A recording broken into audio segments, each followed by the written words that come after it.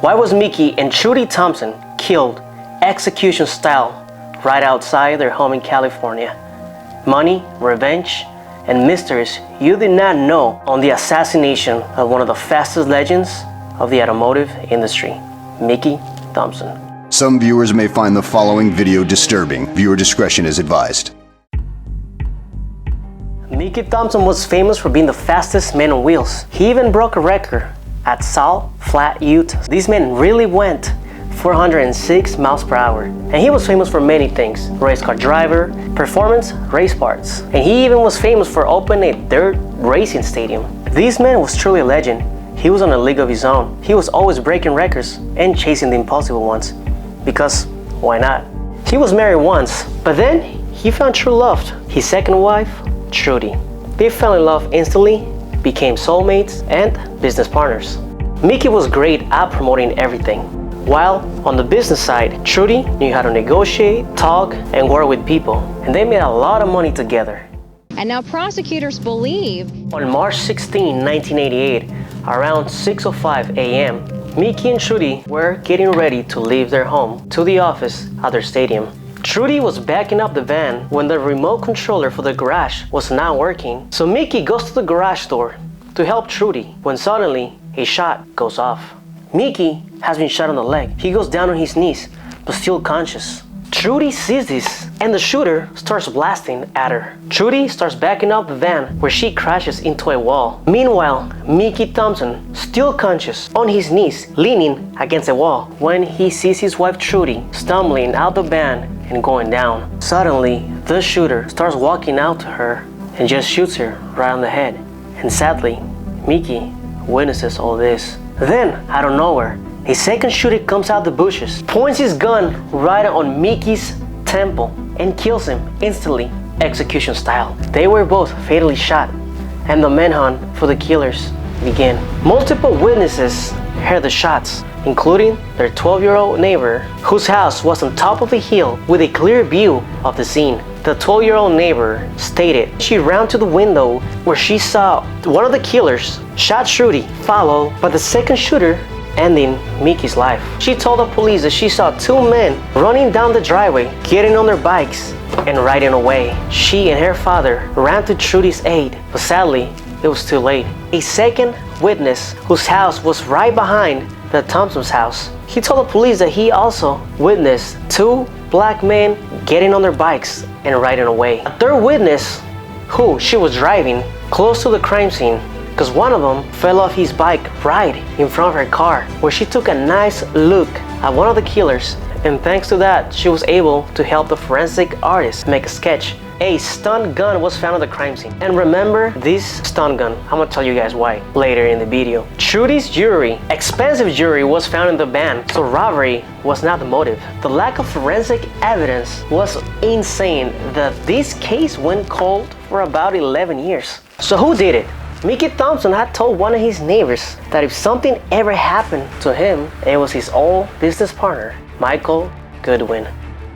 So therefore, detectives investigated him, but he had good alibis, and he did not match any of the sketches. So he was just like that, taken out the suspect list. How these Michael Goodwin and Mickey Thompson met? In 1983, Trudy's health started declining. She and Mikey decided that it was time for Mikey to find a new business partner. And that's how he met Michael Goodwin, a promoter for motorcycle racing. They were actually great together. They were making money until Michael Goodwin stopped paying the vendors and other expenses. So that forced Mickey to start paying out of his pocket. And Mickey had enough and said, shit, I'm terminating this partnership. And then he proceeded to sue Michael Goodwin for $514,000, which was the amount that Mickey had paid out of pocket. These guys spent years at courthouses. Shit, they even went to the Supreme Court twice. But Mickey Thompson never took an L. He kept winning every case, to what Michael Goodwin said, shit, I ain't paying you a dime. I'm filing for bankruptcy. On early 1988, Mickey was not getting paid. So he had enough, and he said, I gotta get my get back. He found out that Michael Goodwin had a classy, beautiful Mercedes, which was his pride and joy. So he goes and calls the marshals, get the car, that boy owes me money. And when they took the car for the $514,000 Michael owed Mickey, Michael was livid. That boy was hot. And that became personal for Goodwin. These men went at each other in court from 84 to 88. And even when Michael Goodwin filed for bankruptcy, Goodwin couldn't let go about his Mercedes. He wanted payback. So he started to think, what is the most precious thing in Mickey's life? Trudy. According to witnesses, the shooters killed Mickey last so he could witness his wife being killed in front of him. Hence the first shot on the leg. Man, that is sad and dark. This case went cold for 11 years, from 88 to 99, when Colleen Campbell, Mickey's sister, told detectives to look deeper into Michael Goodwin. She kept telling them he had the motive. So a new detective was assigned to the case to look at all the interviews, overlooked suspects, all the evidence. When a crazy breakthrough came to light, a couple who lived a few streets from Mickey Thompson's house gave a statement to a deputy sheriff, and this statement was obviously ignored. They stated that they saw Michael Goodwin with binoculars parked next to their house, scoping out Mickey's house. This led to Goodwin to be put on a lineup where this couple pointed at Goodwin as the man parked next to their house. Now let's talk about the stun gun I mentioned earlier. The stun gun that was found in the crime scene was reportedly bought by Michael Goodwin. This was great evidence, and thanks to this, he was taken into custody. But you know how law works. It was not enough evidence, so Goodwin just walked free. Even though they had numerous witnesses, the stun gun, the people that pointed him on a lineup, and numerous cases of people who overheard Michael Goodwin on the phone saying things such as, "I will take care of Mickey Thompson," or talking on the phone with Mickey Thompson and telling him, "Mickey, I can have you taken care of at any time." Apparently, all that was not enough evidence to prosecute this man. When this happened and he walked free, again, this man did one of the most suspicious things you can do. This man bought a yacht with a fraudulent loan. He fled to the Caribbean where he couldn't be contacted. And he made many shady, big transfers of money at once. Come on, man. So by 2004, enough evidence was gathered to put these men behind bars. And all this evidence included things such as talking about being involved, dislike for Thompson, talking about what he was gonna do to Mickey Thompson. All that was enough evidence, finally, to have a case against this man. With all this man was ready to get locked up. This man was ready to get the Glock dookie and get DP. But even though they had all this evidence on 2004, this man was not taken into court not until 2006.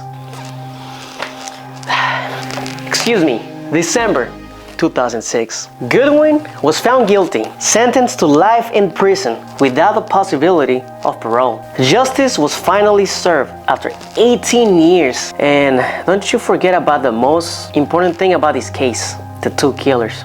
Sadly, the two killers were never caught. They never caught the people who actually shot the gun. The men behind the trigger were never caught. These men, if they're still alive, they're walking free. If they can barely walk, they're probably on their 80s or 90s. For what we know, they could be your grandpa, your uncle. And that's the sad part about this case, because the two killers were never caught. And probably, most likely, there's somebody out there who knows who did it. But at least they got the main man behind the killings, which I guess is what matters the most. Thanks to Colleen Campbell for following through with the investigation, Colleen Campbell. And the detectives that did an amazing work that the first detectives and the first people investigating this case couldn't do. This was a sad case of the killings of Mickey and Trudy Thompson. Till the next one. Two parted ways.